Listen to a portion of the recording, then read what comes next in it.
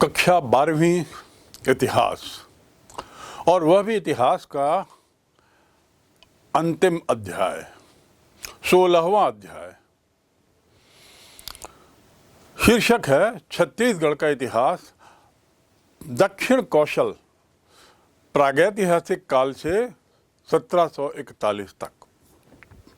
वैसे तो दक्षिण कौशल के बारे में और छत्तीसगढ़ के इतिहास के बारे में एक संक्षिप्त जानकारी कक्षा 11वीं के अंतिम अध्याय में भी आपने पढ़ी है, और कक्षा 12वीं में उन्हीं बिंदुओं को लेकर कुछ और विस्तार से कहा गया है। साथ ही कुछ नए बिंदु भी इसमें बताए गए हैं ताकि समग्र रूप से आप छत्तीसगढ़ को समझ सकें। आखिर छत्तीसगढ़ के इतिहास की आवश्यकता क्यों है? देश का इतिहास, विश्व का इतिहास या अन्य तरह के इतिहास हमें शायद महत्वपूर्ण लगें, और उस हद तक हमने अपने राज्य के इतिहास को समझने परखने की कोशिश उतनी नहीं की है। छत्तीसगढ़ के हम निवासी हैं। यहाँ के लोग कैसे रहते हैं, उनका खान पान क्या है, उनका जीवन शैली क्या है, उनकी संस्कृति क्या है, और किस तरह की भौगोलिक परिस्थितियों में वे निवास करते हैं। वर्तमान में हम जो हैं वह हमारे भूत का ही निचोड़ है। इसके साथ ही साथ इतिहास के अध्ययन से यह भी पता लगता है कि छत्तीसगढ़ में अन्य किस संस्कृतियां कैसे आईं और क्यों आईं, किस रूप में आईं, उनका हमने किस तरीके से स्वागत किया, किस तरीके से उनके विचारों को अपने में आत्मसात किया, और फिर कुछ नई संस्कृति या कहना चाहिए संस्कृति में कुछ और हमने अगला कदम बढ़ाया। तो वर्तमान भूत का ही दर्पण है। इसी के मद्देनज़र ये अध्याय बहुत महत्वपूर्ण हो जाता है। जहाँ हम रहते हैं उसके बारे में हमें जानना अत्यावश्यक है। यह भी एक महत्वपूर्ण बिंदु है इस अध्याय के मामले में। छत्तीसगढ़ राज्य तो बना सन 2000 में, नवंबर 2000 में, लेकिन भारत में राज्यों की कल्पना 1947 से ही आ गई थी, और फिर उसके बाद राज्यों का बंटवारे का आधार, राज्यों के सीमांकन का आधार क्या हो, इसके लिए बड़ी लंबी बहस संविधान सभा में और उसके बाद सरकार में और विभिन्न विद्वानों के बीच हुई। आधार उसका क्या भौगोलिक सीमाएं हों, प्राकृतिक भौगोलिक सीमाएं, आधार उसकी संस्कृति, आधार उसकी भाषा हो, या आधार का एक नज़रिया ये भी था कि उनको हम बराबर बराबर क्षेत्र में बांट दें। लेकिन अंततः भाषाई आधार पर 1956 में देश में अनेक राज्य सामने आते हैं। भाषाई आधार पर, अर्थात भाषाओं के आधार पर राज्यों की सीमा निर्धारित की गई। एक विशिष्ट भाषा बहुल क्षेत्र के लोगों को एक राज्य के रूप में दिखाया गया। उदाहरण के लिए गुजरात, गुजराती भाषा वालों के लिए, तमिलनाडु, तमिल भाषा वालों के लिए, उड़ीसा, उड़िया भाषा वालों के लिए, और उसके साथ ही साथ पंजाबी, पंजाबी भाषा के लिए, तेलुगु, आंध्र प्रदेश, कन्नड़, कर्नाटका, मलयालम, केरला। अभी तक जो मैंने अधिकतर राज्यों के नाम लिया, आपने गौर किया होगा कि ये सब दक्षिण के, भारत के दक्षिणी क्षेत्र के राज्य हैं, पंजाब आदि को छोड़कर। कारण यह कि उत्तरी हिस्से में भारत के अधिकतर लोग हिंदी या हिंदी से मिली जुली भाषा बोलते थे। इसलिए यहाँ पर भी भाषाई आधार पर तो हुआ बंटवारा, पर भाषाई से ज़्यादा यहाँ भौगोलिक परिस्थितियों के मद्देनज़र राज्यों का बंटवारा हुआ, राज्यों का निर्धारण हुआ। उन्हीं में से एक राज्य था मध्य प्रदेश। उत्तर प्रदेश, बिहार, राजस्थान, हरियाणा, मध्य प्रदेश, ये हिंदी बहुल या हिंदी से मिली जुली भाषा हिंदी से जिनकी व्युत्पत्ति, जिनके माध्यम से हिंदी की व्युत्पत्ति देखी जा सकती है, ऐसी भाषा का यहाँ पे बोलबाला वर्चस्व है। मध्य प्रदेश एक शुद्ध हिंदी भाषी क्षेत्र। तो मध्य प्रदेश की भौगोलिक सीमाओं को ध्यान में रखते हुए, नैसर्गिक सीमाओं को ध्यान में रखते हुए इस राज्य का निर्माण होता है भाषाई आधार पर 1956 में, और राजधानी भोपाल।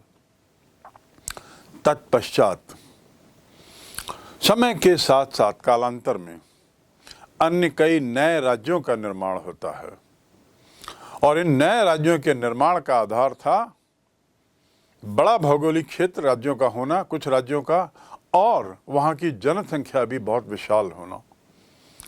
तो बड़े भौगोलिक क्षेत्र और विशाल जनसंख्या वाले राज्यों में ये आवश्यक हो गया कि इन्हें फिर से बांटा जाए, इन्हें फिर से 2 हिस्से या 3 हिस्सों में किया जाए, ताकि प्रशासनिक क्षमता इन क्षेत्रों की बढ़ाई जा सके।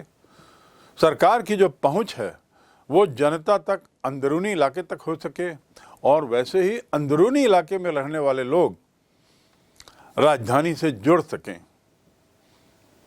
सरकार से जुड़ सकें। इसके मद्देनज़र समय समय पर 1956 के बाद से ही नए नए कुछ और अन्य राज्य बनते गए, और उस समय उसका आधार बदलता गया नए राज्यों के बनने का, निर्माण का। यही स्थिति मध्य प्रदेश की थी। मध्य प्रदेश एक बहुत विशाल राज्य, बहुत विशाल। आप नक्शे में देखिए, मध्य प्रदेश, उत्तर प्रदेश, ये काफ़ी विशाल क्षेत्र हैं। तो अन्य राज्यों की स्थिति और उसके इतिहास पर न जाकर के हम सीधे छत्तीसगढ़ के इतिहास पे आते हैं, जिसका निर्माण मध्य प्रदेश के एक हिस्से को काट कर हुआ, और वह भी इसलिए क्योंकि छत्तीसगढ़ की एक अपनी भाषा थी, एक अपनी अलग संस्कृति थी। मध्य प्रदेश के अन्य हिस्से में जहां लगभग शुद्ध हिंदी बोली जाती थी, वहां छत्तीसगढ़ की भाषा, उसकी संस्कृति, के जीवन शैली, उसके लोगों का खान पान, रहन सहन काफ़ी कुछ भिन्न था। परिणाम स्वरूप मांग बढ़ती जाती है राज्य की, नए राज्य की निर्माण की मांग बढ़ती जाती है, और अंततः नवंबर 2000 में छत्तीसगढ़ राज्य का निर्माण होता है, और इस तारीख को यह भारत का 26वां राज्य बनता है, 26th state of the country, जो पहले मध्य प्रदेश का हिस्सा था। डॉक्टर हीरालाल, उनके अनुसार छत्तीसगढ़ छत्तीसगढ़ का अपभ्रंश हो सकता है, संभावना है। कहते हैं कि किसी समय इस क्षेत्र में 36 किले थे, छत्तीसगढ़ थे, इसलिए शायद इसका नाम छत्तीसगढ़ पड़ा है। किंतु गढ़ों की संख्या में वृद्धि हो गई, पर नाम नहीं बदला, वह यथावत छत्तीसगढ़ ही बना रहा, और कोई बदलाव इसके नाम में नहीं हुआ।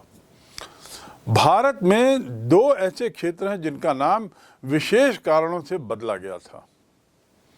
एक तो मगध, जो बौद्ध विहारों की अधिकता के कारण बिहार बन गया। आपको स्मरण होगा कि गौतम बुद्ध की जन्मभूमि, गौतम बुद्ध के बुद्धिस्ट धर्म का विस्तार, प्रचार प्रसार, ये सब पाटलिपुत्रा और उसके आसपास के क्षेत्रों में मौर्य काल में बहुत हुआ। तो ऐसा माना जाता है कि शायद मगध से जो बुद्ध धर्म के जो अनुयायी थे और बिहारों में रहते थे, इससे उस क्षेत्र का नाम हो गया बिहार। और दक्षिण कौशल, जो छत्तीसगढ़ को अपने में समाहित करने के कारण छत्तीसगढ़ बन गया। तो दूसरा है दक्षिण कौशल, जिसका नाम बदला गया। कौशल को, छत्तीसगढ़ को अपने में समाहित रखने के लिए छत्तीसगढ़ नाम रखा गया। लेकिन ये दोनों ही जगह बहुत प्राचीन काल से भारत को गौरवान्वित करते रहे हैं। बिहार का इतिहास तो भारतीय इतिहास का एक अभिन्न अंग बन चुका है। बिना बिहार के इतिहास को समझे संभवतः हम भारतीय इतिहास को ठीक से नहीं समझ पाएंगे, क्योंकि वही हमारे पुरातन की कर्म भूमि रही है, कर्म स्थली रही है। बहुत से धर्मों का जन्म वहीं हुआ, बहुत से बड़े बड़े सम्राट वहीं हुए, और चूंकि वो गंगा यमुना नदी के प्लेन मैदान पर है, इसलिए एक बहुत नवीन सभ्यता वहाँ पे जन्म लेती है, पनपती है, बढ़ती है। तो वहाँ का तो इतिहास सामान्यतः हम सभी लोग पढ़ते हैं, लेकिन छत्तीसगढ़ के लिए हमें अलग से थोड़ा अध्ययन करना होगा। छत्तीसगढ़ तो वैदिक और पौराणिक काल से ही वैसे ही उसका जिक्र है। वैदिक काल, पौराणिक काल, विभिन्न संस्कृतियों के विकास का ये केंद्र रहा है, लेकिन इसकी जानकारी संभवतः आप लोगों को नहीं है। इसी जानकारी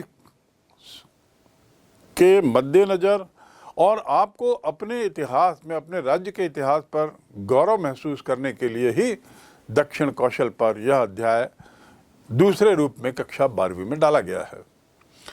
यहाँ के प्राचीन मंदिर, यहाँ के भग्नावशेष इस बात का साफ इशारा करते हैं कि यहाँ वैष्णव धर्म, शैव धर्म, शाक्त धर्म, बौद्ध संस्कृति आदि आदि विभिन्न कालों में प्रभावशील रहीं।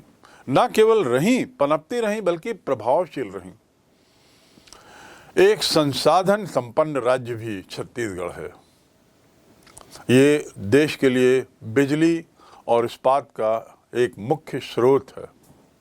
बिजली और इस्पात, आधुनिक विकास, आधुनिकीकरण के क्षेत्र में बिजली और इस्पात जहां मिल जाए, वे क्षेत्र बहुत विकसित होते हैं।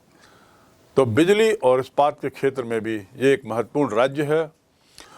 कुल स्टील का उत्पादन यहाँ बताना जरूरी होगा। देश के कुल स्टील का 15% से ज़्यादा उत्पादन यहाँ होता है। इसलिए इसमें कोई दो मत नहीं कि छत्तीसगढ़ बहुत तेजी से विकास के मार्ग पर है और तेजी से विकसित राज्यों की श्रेणी में बढ़ रहा है, अग्रसर है, बल्कि विकसित हो चुका है। छत्तीसगढ़ के साथ और उसके जन्म के दरमियान जो अन्य राज्य निर्मित हुए, अन्य राज्य सामने आए, उनकी तुलना में छत्तीसगढ़ बहुत आगे निकल गया है। ये भी हमारे लिए एक बहुत गौरव की बात है। हम थोड़ा जाने भौगोलिक स्थिति छत्तीसगढ़ की एग्जैक्टली क्या है। इसको बिल्कुल भूगोल के एक विद्यार्थी के नाते थोड़ा समझ लें। मध्य प्रदेश के दक्षिण पूर्व में लगभग 17.46 से 24.5 उत्तरी अक्षांश और 80.15 से 84.20 पूर्वी देशांतर, पश्चिमी देशांतर में नहीं, पूर्वी देशांतर में स्थित है। तो मैं पुनः दोहरा दूं, 17.46 से 24.5 उत्तरी अक्षांश में, अर्थात भूमध्य से रेखा के ऊपर बहुत, और 80.15 से 84.20 पूर्वी देशांतर में, अर्थात पश्चिम की तरफ नहीं, यूरोप की तरफ नहीं, उल्टी दिशा में। आप थोड़ा गौर से देखेंगे तो छत्तीसगढ़ की जो आकृति है वो एक समुद्री घोड़े, एक मछली है जिसे समुद्री घोड़ा कहा जाता है, उसके आकार की दिखती है। ये देखिए समुद्री घोड़ा, लगभग कमोबेश यही आकार, शेप हमारे छत्तीसगढ़ राज्य का है और पहली नज़र में तो ऐसे ही लगता है। छत्तीसगढ़ 6 राज्यों से घिरा हुआ है। ये 6 राज्य ये हैं, इनसे घिरा हुआ है। दक्षिण पूर्व में उड़ीसा, दक्षिण में आंध्र प्रदेश, दक्षिण पश्चिम में महाराष्ट्र, पश्चिम में मध्य प्रदेश, उत्तर पूर्व में झारखंड और उत्तर में उत्तर प्रदेश राज्य से जुड़ा हुआ है। इसकी सीमाएं 6 राज्यों से हैं, समुद्री सीमा कहीं नहीं है। उड़ीसा जो राज्य है उसका सबसे राज्य के साथ सबसे लंबी सीमा है। अन्य राज्यों की सीमाएं जो छत्तीसगढ़ की सीमाओं को छूती हैं, तुलनात्मक दृष्टि से उनके सीमाओं की लंबाई कम है। उड़ीसा की सबसे ज़्यादा है, सर्वाधिक लंबा है। यदि राज्य के उत्तरी बिंदु को लें, टिप को, और दक्षिणी बिंदु तक एक सीधी लाइन खींचें तो उसकी लंबाई होती है 360 किलोमीटर सीधी। पूरब से पश्चिम इनके दो एक्सट्रीम बिंदुओं को लें तो होता है 140 किलोमीटर। चौड़ाई 140 और लंबाई जैसे हम ऊंचाई के रूप में भी देख सकते हैं नक्शे में, तो वो है 360 किलोमीटर। इस प्रकार छत्तीसगढ़ राज्य का कुल क्षेत्रफल यदि देखा जाए तो वो करीब करीब 1,87,89,836 वर्ग किलोमीटर, जो कि हमारे देश के कुल क्षेत्रफल का 4.14% है। क्षेत्रफल की दृष्टि से छत्तीसगढ़ देश का 10वां सबसे बड़ा राज्य है। अब आप सोच सकते हैं कि मध्य प्रदेश से कटने के बाद भी उसका एक हिस्सा जो छत्तीसगढ़ बना वह देश का 6वां राज्य है।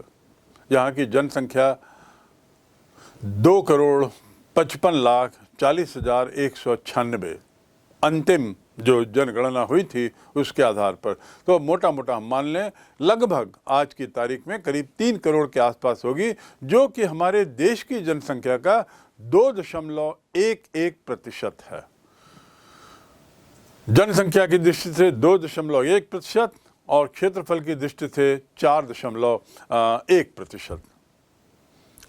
कर्क रेखा 22.5 उत्तरी अक्षांश इस राज्य के उत्तर भाग कोरिया, बलरामपुर, सूरजपुर से गुजरती है। कर्क रेखा जो भूमध्य रेखा के ऊपर है वो कोरिया, बलरामपुर और सूरजपुर जिले से गुजरता है।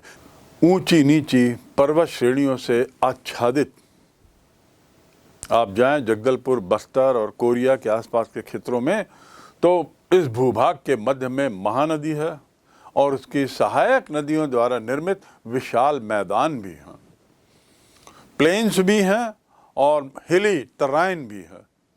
ये मैदान समुद्र तल से लगभग 295 मीटर ऊंचे। ये समुद्र से ऊंचाई इसलिए महत्व रखती है क्योंकि जितना ऊंचा समुद्र से ऊंचाई होगी किसी क्षेत्र की, वह क्षेत्र उतना ही ज़्यादा ठंडा होता जाएगा। तो जहाँ तक छत्तीसगढ़ की बात है, औसतन इसकी ऊंचाई 295 मीटर है समुद्र तल से। महानदी ये जो मैदान बना हुआ है इसके बीच से गुजरती है। मैदानी क्षेत्र के अंतर्गत रायपुर, दुर्ग और बिलासपुर, इसके दक्षिणी भाग ये मैदानी क्षेत्र आता है और इसीलिए इन क्षेत्रों में कुछ अन्य तरह का उत्पादन होता है। जैसे खाद्यान्न उत्पादन की दृष्टि से ये क्षेत्र बड़े महत्वपूर्ण हो जाते हैं क्योंकि मैदानी इलाके हैं, खेती सरल है, सुगम है और महानदी को जोड़ने वाली अन्य सहायक नदियां भी इस मैदानी इलाकों से गुजरती हैं। इसलिए कृषि की दृष्टि से, खाद्यान्न उत्पादन की दृष्टि से ये जगह बहुत महत्वपूर्ण हो जाती है। इसके उत्तर में मैकाल पर्वत की श्रृंखला है, पश्चिम में सरगुजा की उच्च भूमि है और पूर्व में उड़ीसा की पहाड़ियाँ। साथ ही इसका जो आगे का हिस्सा है वहाँ सिहावा के पर्वत हैं और दक्षिण की बात करें तो दक्षिण में बस्तर की दुर्गम पर्वतमालाओं और उसके जंगलों से आच्छादित हिस्सा है छत्तीसगढ़ का दक्षिणी हिस्सा। इस प्रकार हम देख सकते हैं कि कितनी विविधता है और विविधता का एक कारण सामान्यतः यही रहता है क्षेत्र की विशालता उसमें भौगोलिक विविधता देती है। तो छत्तीसगढ़ भी इस बात से कोई अछूता नहीं है। दक्षिण में दुर्गम पर्वतमालाएं और जंगलों से आच्छादित क्षेत्र और अन्य तरह की विविधता, परिणाम स्वरूप क्या होता है कि छत्तीसगढ़ को हम 3 प्राकृतिक खंडों में बांट सकते हैं। आपने भूगोल में पढ़ा होगा प्राकृतिक खंड क्या होते हैं। नेचुरल तरीके से जो क्षेत्र बनते हैं, अलग अलग जहाँ की भौगोलिक परिस्थितियाँ रहती हैं, स्थितियाँ नहीं भौगोलिक परिस्थितियाँ, उस हिसाब से उस तरीके से हम 3 क्षेत्रों में भाग सकते हैं। पहला उत्तर में सतपुड़ा की उच्च भूमि, मध्य में महानदी और सहायक नदियों का भाग जो प्लेन मैदान है, और दक्षिण में बस्तर का पठार। तो दक्षिण का पठार, मध्य का प्लेन मैदान और उत्तर की सतपुड़ा की उच्च भूमि। पठार का अर्थ आप समझते होंगे, पठार अर्थात ऊंचे ऊंचे पहाड़ जो ऊपर जाकर समतल हो जाते हैं, बहुत ऊंचाइयों पर प्लेन मैदान का रूप ले लेते हैं, उन्हें पठार कहते हैं। तो दक्षिण के पठार अर्थात जगदलपुर और बस्तर और उसके आसपास के सारे क्षेत्र इसी पठारों में आते हैं। छत्तीसगढ़ का पर्वतीय क्षेत्र छत्तीसगढ़ की रक्षा की दृष्टि से बहुत महत्वपूर्ण है, और इस क्षेत्र में नामकरण की सत्यता के लिए एक आधार को इंगित करता है, एक आधार को इशारा करता है। भू तात्विक दृष्टि अर्थात इसका जो मिट्टी की, जमीन की जो बनावट है, इसके तत्वों की बनावट है, उससे पता चलता है कि ये जो जगह है बहुत ही प्राचीन है। मध्यवर्ती मैदानी भूमि परतदार पत्थर वाली है और पठारी भागों में कड़प्पा चट्टानें पाई जाती हैं। आंध्र में एक जिला है जिसका नाम है कड़प्पा, उसी के नाम से कड़प्पा किस्म की चट्टानें जो इस क्षेत्र में पाई जाती हैं उसका नाम पड़ा है। याद रखेंगे, कड़प्पा जिला आंध्र प्रदेश का है और नामकरण उसी जिले के आधार पर हुआ है यहाँ पाई जाने वाली चट्टानों का। ये कड़प्पा की चट्टानें जहाँ हैं वहाँ पर एक तरीके का बेसिन तैयार होता है। बेसिन अर्थात द्रोणी, ये भूगोल का एक टर्म है, और द्रोणी तैयार होता है और इस प्रकार की चट्टानों में चूना पत्थर किस्म की मिट्टी मिलती है, चूना पत्थर की। और इसी चूना पत्थर की भारी मात्रा की उपलब्धता छत्तीसगढ़ में सीमेंट के कारखानों को जन्म देती है। इसीलिए छत्तीसगढ़ में सीमेंट के बहुत सारे कारखाने आपको मिलेंगे विभिन्न क्षेत्रों में, और उसका कारण है चूने के चट्टानों, चूना पत्थर की किस्म। सपाट, समतल, ढाल वाली चट्टानों के नीचे आर्केयन युग की ग्रेनाइट और नीच चट्टानें हैं जो छत्तीसगढ़ के चारों ओर दीवार की तरफ फैली हुई हैं। आर्केयन युग की ग्रेनाइट और नीच चट्टानें। ये जो युग की बात कर रहा हूँ, इस युग का विस्तृत विवरण आप भूगोल में निश्चित रूप से पढ़े होंगे। तो यहाँ पर इससे संबंधित चट्टानें भी पाई जाती हैं, और इसके अतिरिक्त परिवर्तित चट्टानें भी हैं, बदली हुई चट्टानें भी हैं, आर्केयन युग की ही बदली हुई चट्टानें भी हैं। जो चिल्फी घाटी का आपने नाम सुना है, चिल्फी घाटी में इन्हें सदृश्य चट्टानों के नाम से बुलाया जाता है। सदृश्य चट्टानों के नाम से चिल्फी घाटी में इन चट्टानों को, जो आर्केयन युग की हैं लेकिन समय के साथ साथ बदल गई हैं, इन्हें सदृश चट्टानें कहते हैं। छत्तीसगढ़ पठार के उत्तर पूर्व में गोंडवाना क्रम की चट्टानें हैं। गोंडवाना क्रम एक बहुत विशाल काय भूखंड है पूरी पृथ्वी का, इतना विशाल काय कि गोंडवाना के कुछ हिस्सा ऑस्ट्रेलिया में भी है। तो आप सोच सकते हैं कि छत्तीसगढ़ में भी गोंडवाना क्षेत्र है, और वो जो भूमि है, अंदरूनी भूमि जमीन के अंदर की, वो पूरी ऑस्ट्रेलिया तक गई हुई है। समय के साथ ऐसा बोला जाता है, ऐसा कहा जाता है, माना जाता है कि हजारों करोड़ों वर्षों में ये जो भूमि टूटते गई, परिणाम स्वरूप ऑस्ट्रेलिया दूर होता चला गया, जो कभी इसी क्षेत्र का हिस्सा हुआ करता था, भारत से कभी जुड़ा होता था। तो चिल्फी घाटी के सदृश चट्टानें, छत्तीसगढ़ पठार के उत्तर पूर्व में गोंडवाना की चट्टानें, और याद रखें गोंडवाना की चट्टानों में कोयले की बहुलता है। तो यहाँ कोयले की बहुलता है बहुत ज़्यादा पठारी क्षेत्रों में, और फिर चूना पत्थर की बहुलता सीमेंट के लिए जिम्मेदार है। यहाँ कोयला बड़ी भारी मात्रा में मिलता है। इसके अलावा कोरबा भी कोयले के लिए जाना जाता है। बहुत विशाल क्षेत्र कोरबा, बिलासपुर आदि के में कोयले की मात्रा है। इसके अलावा मैंने लोहे का जिक्र किया था, स्टील का। लोहे की खान का जो दायरा है छत्तीसगढ़ के दक्षिण दिशा की ओर है और इसमें वर्तमान बस्तर और उसके आंतरिक भाग आते हैं। इसीलिए कई बार बस्तर क्षेत्र में स्टील प्लांट डालने का प्रयास होता है, बट कई विभिन्न कारणों से फिर अंत में वहाँ पे स्टील प्लांट न डाल करके लोहे का वहाँ से एक तरीके से कहना चाहिए अंदरूनी आयात किया जाता है और भिलाई स्टील प्लांट और अन्य बोकारो स्टील प्लांट आदि को लोहे की सप्लाई वहीं से होती है। तो लोहे की खदान दक्षिण की ओर, कोयला कोरबा क्षेत्र में, चिल्फी घाटी के क्षेत्र में यानी गोंडवाना वाले, और चूना पत्थर उत्तरी क्षेत्र में। तो अब आप समझ सकते हैं कितनी विविधता है। और ये विविधता कारण मैं फिर बता दूं, विविधता कारक का कारण है इसकी विशालता, भौगोलिक विशालता। जिस तरीके से भौगोलिक विभिन्नता है, ऐसे ही उसी भूगोल के परिणाम स्वरूप जलवायु में भी निश्चित रूप से बदलाव होगा।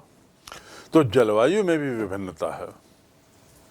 वैसे तो छत्तीसगढ़ की जलवायु में मानसूनी जलवायु का एक तरीके से दबदबा है। उष्ण आर्द्र मानसून यहाँ के जलवायु का प्रकार माना जाता है। उष्ण आर्द्र मानसून, जिसे सामान्य बोलचाल में उष्ण कटिबंधीय मानसून जलवायु भी कहा जाता है। उष्ण कटिबंधीय मानसून जलवायु, और कभी कभी से शुष्क उप आर्द्र जलवायु भी कहते हैं। शुष्क यानी सूखा, उप आर्द्र जलवायु, तो इसके विभिन्न नाम हैं। वैसे ये मानसूनी जलवायु की श्रेणी में आता है, क्योंकि मानसूनी जलवायु की लगभग सभी विशेषताएं यहाँ के मौसम में, यहाँ की जलवायु में दिखाई देती हैं। कर्क रेखा जो है वो प्रदेश के उत्तरी भाग से, जैसा मैंने पूर्व में बताया, सरगुजा कोरिया जिले से गुजरती है और उसका बहुत ज़्यादा प्रभाव यहाँ की जलवायु पर है। कर्क रेखा का प्रभाव नहीं, कर्क रेखा पर आने वाले जो क्षेत्र हैं उसमें यहाँ के जो जलवायु है उसका काफ़ी प्रभाव है। संपूर्ण प्रदेश की यदि हम जलवायु की बात करें तो आंशिक भिन्नता है। ऐसा नहीं है कि कहीं बहुत ज़्यादा ठंड हो या कहीं बहुत ज़्यादा गर्मी हो, ऐसा भी नहीं है।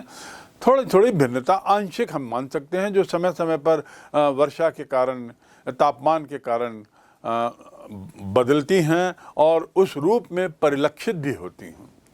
किसी जगह का तापमान ज़्यादा नज़र आएगा, कहीं का तापमान थोड़ा कम रहेगा, कहीं वर्षा ज़्यादा महसूस होगी, कहीं पर वर्षा कम होगी। छत्तीसगढ़ में गर्मी में बहुत अधिक गर्मी और ठंड में काफ़ी ठंड। परिणाम क्या होता है कि वर्षा ऋतु में न्यून दैनिक तापांतर और न्यूनाधिक वर्षा यहाँ की जलवायु की विशेषता है।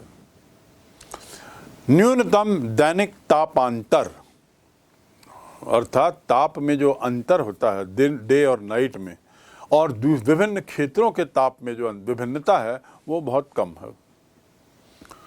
साथ ही न्यूनतम वर्षा का अंतर भी बहुत कम है। और ये कारण क्या है? अत्यधिक गर्मी और ठंड की जलवायु का हिस्सा होना। तो ये जो कैरेक्टरिस्टिक है, ये जो प्रकृति मैंने बताई, प्रकृति का अर्थ कैरेक्टरिस्टिक यहाँ पर है, तो वह यहाँ के जलवायु की विशेषता मान लीजिए। न्यूनाधिक वर्षा और न्यून दैनिक तापांतर, ये यहाँ के जलवायु की मुख्य विशेषता। इस तरह प्रदेश में देश की मानसूनी जलवायु में जो प्राप्त ऋतुक्रम, उससे अभिन्न स्थिति दृष्टिगोचर होती है। मैं पुनः दोहरा दूं, ये एक महत्वपूर्ण बिंदु है समझने का कि इस प्रकार हम देखते हैं कि देश की मानसूनी जलवायु में प्राप्त ऋतुक्रम से अभिन्न स्थिति यहाँ दिखाई देती है। अंचल में औसत वर्षा 120 से 150 सेंटीमीटर और इसका 90% यानी अधिकतर वर्षा दक्षिण पश्चिम मानसून से होती है।